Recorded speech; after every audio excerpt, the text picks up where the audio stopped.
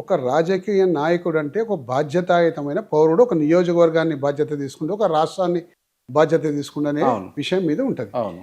ఈ బాధ్యత సక్రమంగా నెరవేర్చాలి. ఉమ్. అబద్ధాలాడి అబద్ధాన్నే గట్టిగా చెప్పి ఇదే నిజమని నమ్మించే ప్రయత్నం చేయకూడదు. ఎవరైనా సరే అంటే మీ opposition దృష్టిలో ఎవరైనా లో టార్గెట్ ఉన్నారా? ఎవరైనా సరే అండి, నేను నా దృష్టిలో ఒక టార్గెట్ అంటలేనండి. నేను ఎవరైనా సరే ఆ విధంగా చేయకూడదు.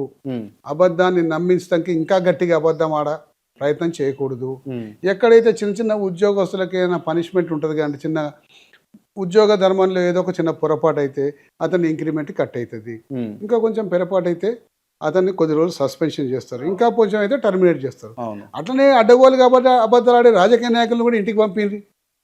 నువ్వు ఎందుకు ఇచ్చినావు హామీ? ఎవడు ఏమన్నా నీకు హామీ? నువ్వు చేస్తలేవు. నువ్వు చేస్తలేవు కాబట్టి నువ్వు పక్కకు తప్పుకో. ఉమ్. మరి అబద్ధాల హామీతోటి నువ్వు అధికారంలోకి వచ్చినావు కదా, మరి నువ్వు అటువంటిప్పుడు పక్కకు తప్పుకోవాలి కదా. ఇది అన్ని రాజకీయ పార్టీలకు, ఒక రాజకీయ పార్టీకి అంటలేనండి, ఉమ్. అన్ని రాజకీయ పార్టీలకు, అన్ని రాజకీయ పార్టీలో ఉన్న నాయకులకు వర్తిస్తుంది. ఉమ్. కేవలం ఒక రాజకీయ పార్టీని కాదు.